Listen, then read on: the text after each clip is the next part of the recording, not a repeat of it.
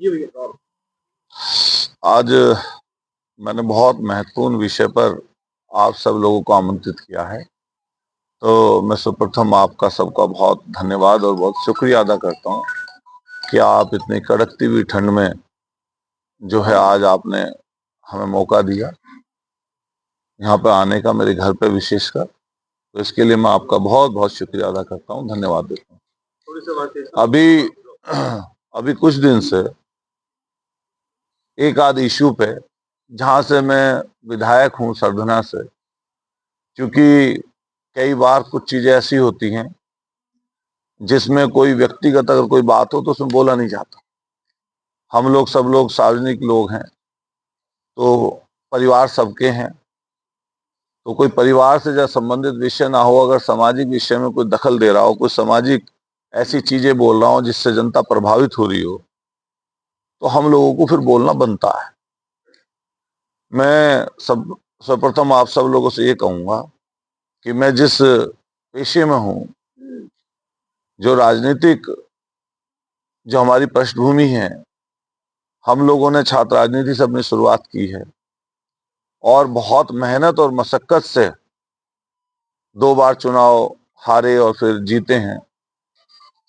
2022 में एमएलए बनने का मौका मुझे मिला और ये इत्तेफाक कहिए, सहयोग कहिए या क्षेत्र कहिए, हम और हमारे प्रतिद्वंदी जो हमसे 2 बार पहले जीते थे चुनाव, जनता ने उन्हें चुनाव जिताया। 2 बार वो चुनाव जीते तो हम लोग अपने क्षेत्र में काम करते रहे। फिर हम लोग जो है चुनाव जीते, पहले जनता ने उन्हें मौका दिया, फिर हमें मौका दिया। तो मैंने हमेशा कोशिश की है कि कोई ऐसी बात, कोई ऐसी चीज जिससे सामाजिक रूप से लोग ये कहें कि भाई ये बात आपने गलत बोली है, तो मैं कोशिश करता हूं कभी ना बोलूं। मैं तोड़ने वाली बात कभी किसी अपने उद्बोधन में, संबोधन में, जिससे जातियों में बंटवारा हो या कोई धार्मिक उन्माद फैले, मैं कोशिश करता हूं मेरी जबान से कोई ऐसी बात ना निकले। और हम लोग जिस तरह की पॉलिटिक्स कर रहे हैं, तो हम एक अपने विचार पर अपनी एक पॉलिटिक्स कर रहे हैं। और किसी भी राजनीतिक व्यक्ति का राजनीति से पहले सामाजिक होना जरूरी है। अगर व्यक्ति सोशल और सामाजिक नहीं होगा तो आप ये पक्का मान के चलिए वो राजनीति में किसी को लाभ नहीं दे सकता। अगर मैं इमोशन लेस हो जाऊं, मेरे में भावनाएं ना रहे, तब भी मैं किसी की मदद नहीं कर पाऊंगा। इसलिए मैं कोशिश करता हूं कि जब कोई बात बोलूं तो उसमें सत्यता हो और वो सही चीज कही जाए। अभी पिछले दिनों काफी विवाद चला कि कौन क्रिकेट खेलेगा, कौन नहीं खेलेगा। तो मेरा अपना इसमें एक तर्क है कि बहुत सारी चीजें ऐसी हैं, क्योंकि मैं जिस ओहदे पर, जिस पद पे हूं, वो ऐसा पद ओहदा नहीं है जो सबसे लास्ट का पद और ओहदा है। मेरे बाद में मान ली हम अपने दल की बात करें तो हमारे नेता है माननीय अखिलेश यादव जी। तो कई चीजें वो डिसाइड करते हैं पार्टी में, दल में, कि क्या बोलेंगे। स्टेट के लेवल पे, गठबंधन के लेवल पे, किसी और लेवल पे क्या फैसले होंगे वो अखिलेश जी करेंगे। लेकिन अगर लोकल लेवल पे कोई बात हो, मेरठ की कोई बात हो या मान लिया कोई जनता से जुड़ा हुआ विषय, उस पर हम लोग बोले। तो अभी पिछले दिनों हमारे खुद के क्षेत्र में दोराला में एक प्रोग्राम था। वो प्रोग्राम अच्छा था, उसके लिए हम नहीं बोलना चाहते। किसी गरीबों की मदद करना कोई गलत काम नहीं है, वो अच्छा काम है। लेकिन अलग अलग समय पे अलग अलग बातें बोलना, ये बहुत खराब बात है। मैं जब से यहाँ पे राजनीति में हूं, क्योंकि मैं एक ही दल की पॉलिटिक्स किया हूं, एक ही दल में हूं जब से राजनीति की शुरुआत की, आप सब लोग जानते हैं, छात्र राजनीति से लेकर अब तक।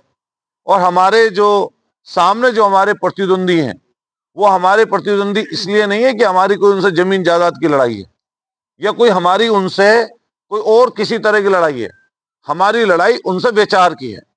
उनका विचार अलग है, हमारा विचार अलग है। हम उस विचार के आदमी नहीं है। लेकिन विचारों में भी कुछ नैतिकता होती है। कुछ जब आप मंच पे लोगों के सामने बोलो, सार्वजनिक कोई बात बोलो, तो उसमें कुछ सच्चाई होनी चाहिए या कुछ लॉजिक भी होना चाहिए। अभी पिछले दिनों आप लगातार देखते होंगे, उनके हमेशा जो बयान हैं वो विवादों से घिरे हुए रहते हैं। कभी वो किसी दल के नेता के लिए अपशब्द बोलते हैं, कभी किसी जाति और धर्म के नाम पर किसी के लिए अपशब्द बोलते हैं। हमेशा उनकी भाषा तोड़ने की होती है। जिसके हम लोग सख्त खिलाफ हैं और पहले दिन से खिलाफ हैं। और मैं कहना चाहता हूं, क्योंकि मैं सरना विधानसभा की पॉलिटिक्स कर रहा हूं, मैंने वो भी समय देखा इस सरना में जब वो बसपा से टिकट मांग रहे थे और लगभग टिकट उनका तय हो गया था 2007 के एमएलए का। आप पूछिएगा, जो जो मैं बात पूछूं आपसे कहूं अगर कोई गलत हो, वो टिकट नहीं हो पाया। तो वही शख्स 2009 में समाजवादी पार्टी से आप सब लोगों के सामने समाजवादी पार्टी के उम्मीदवार लोकसभा मुजफ्फरनगर के बने और 9 में वो चुनाव हार गए। उसके बाद उनका यहां भी मन नहीं लगा, फिर उनका सीधा आगे बढ़े और आगे बढ़ने के बाद में उन्होंने भारतीय जनता पार्टी से 12 का टिकट पाया सरना विधानसभा से और चुनाव जीत गए। हमारे पास मौका था अपने आप को साबित करने का। हम छात्र राजनीति से गए थे पहले नंबर पे, वहां पर पहुंचे, 12 में हम चुनाव हारे। हमने 5 साल मशक्कत की, हम फिर चुनाव हार गए।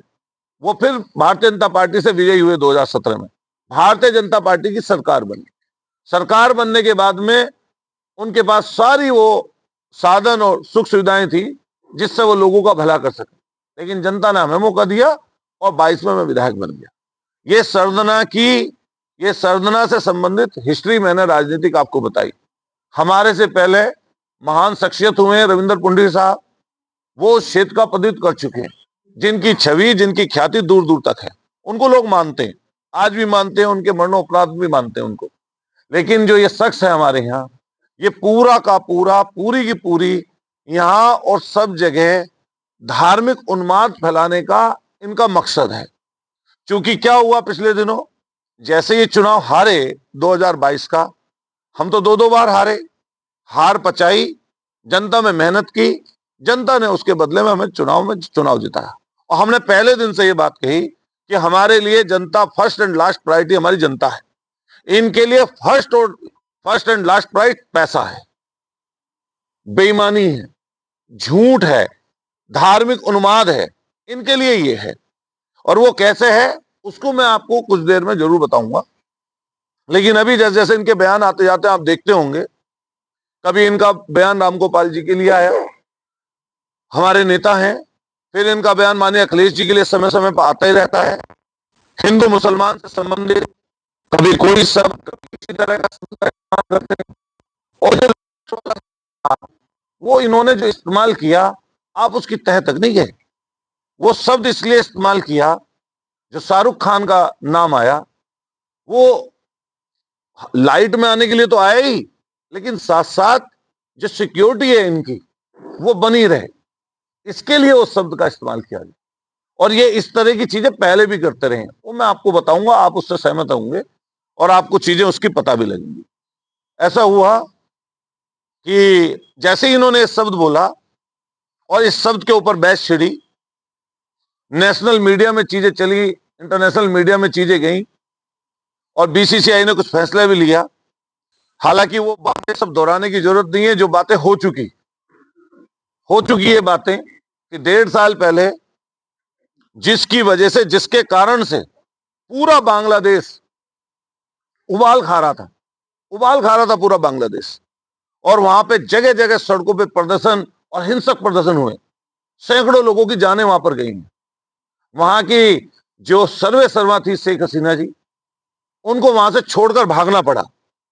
मैं तो सवाल करता हूं, क्या एक बार भी किसी भारतीय जनता पार्टी के नेता ने इस बात पर सवाल जवाब किए कि आपने 1.5 साल से यहां पर, जिससे पूरा बांग्लादेश जला, जिसके कारण से, जिसकी वजह से वहां पर लड़ाई चल रही है, क्या उसके ऊपर आपने सवाल उठाया? उसको आपने यहां पर क्यों रखा हुआ है? उसको यहां से क्यों दूसरी जगह नहीं भेजा? जब ये लोग हिंदू और मुसलमान की बात करते हैं, हमेशा हिंदू और मुसलमान की चर्चा करना चाहते हैं, जनता के जो मुद्दे हैं उनसे ध्यान हटाने के लिए ऐसी चीजें करते हैं। तो आप किसी मुस्लिम कंट्री में उनको भेज देते या भिजवा देते, आपके पास चारा था, आप भेज देते। एक दिन भी जो लोग हमारे यहां से ट्रेड करते हैं बांग्लादेश से, मैं तो कोडिन सिरप पर अभी सवाल उठा के आया हूं। इसी बॉर्डर से कोडिन जाती थी, कोडिन सिरप दरिया पार होते, कौन कराता था पार? क्या बिना बॉर्डर के, बिना किसी सेंट्रल फोर्सेस के, क्या वो सप्लाई कोडिन सिर्फ हो जाती बांग्लादेश? जिसके ऊपर पकड़े गए शुभम जायसवाल, टाटा, वो सिपाही और जगह जगह गाजियाबाद जगह जगह मुकदमे दर्ज हुए, इन्हीं के मार्फत हो रहे थे ना। उस पर एक सवाल कभी पूछा हो, बोला हो तो ये बता दें। क्यों नहीं बोलेंगे? बोलेंगे इसलिए नहीं, भारतीय जनता पार्टी से जुड़े हुए लोग हैं। इस हिंदुस्तान में हो रही है,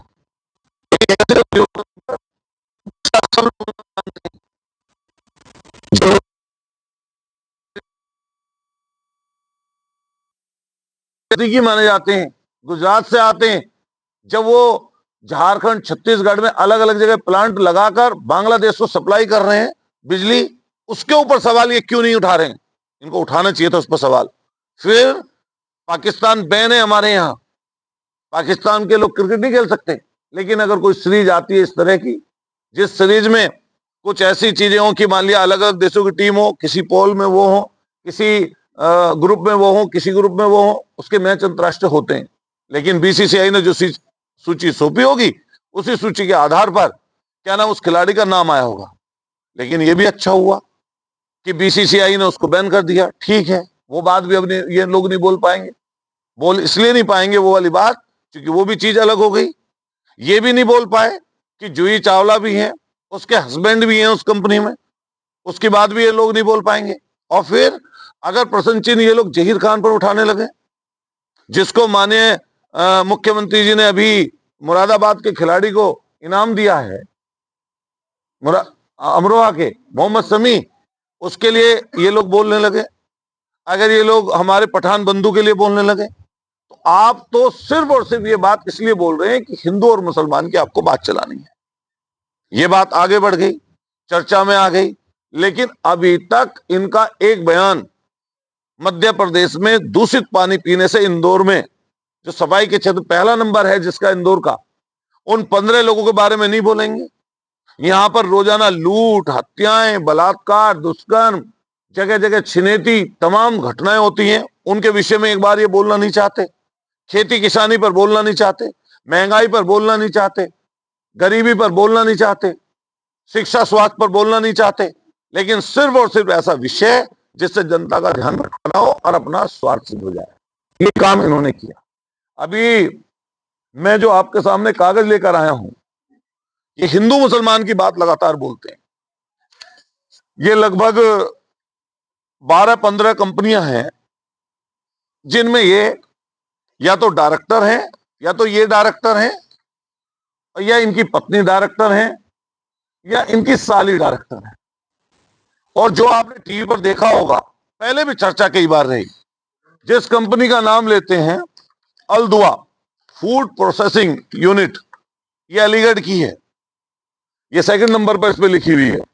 इसके अलावा अल अनम नाम से भी है एग्रो फूड्स प्राइवेट लिमिटेड। ये बाकायदा, ये मैं आपको दिखा रहा हूं एफिडेविट इनका, ये गोल घेरे वाला।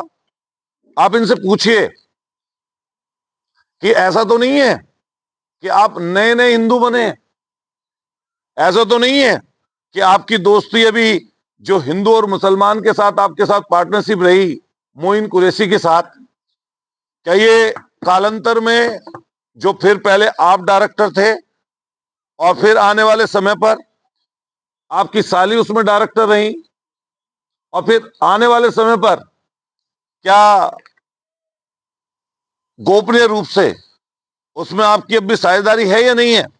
आप गौर से देखिए इसका चेहरा, इस व्यक्ति का चेहरा, ये इन्हीं का ही फोटो है 2006 का, और ये बाकायदा इनका एफिडेविट है 25,000 रुपए के स्टाम्प पेपर पर।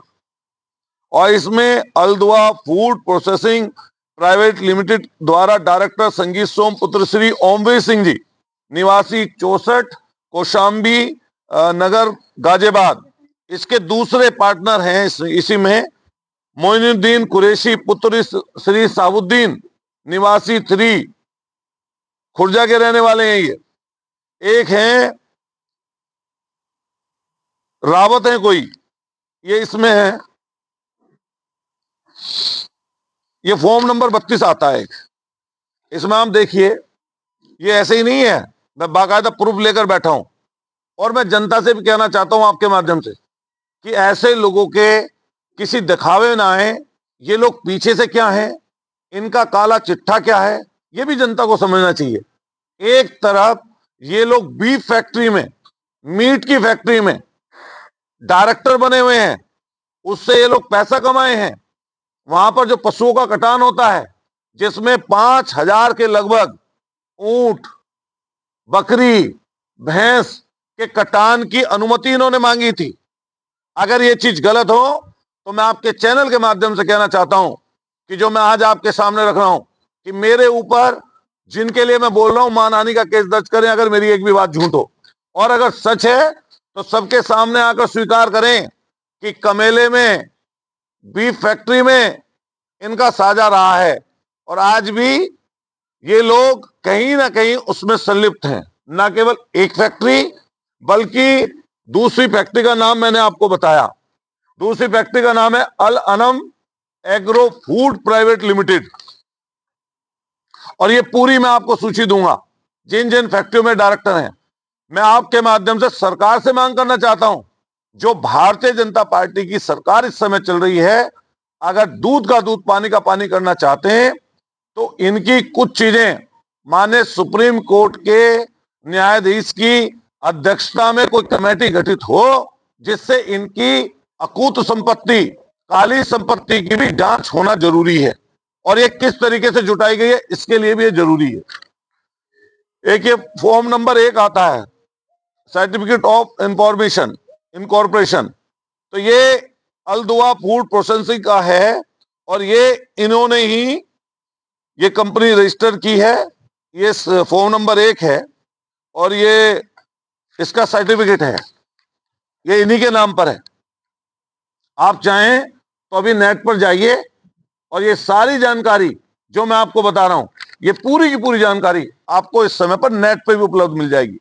मैं आपके माध्यम से कहना चाहता हूं कि जनता भी समझे ये पर्दे के पीछे क्या कर रहे हैं और पर्दे के आगे इनका क्या काम है।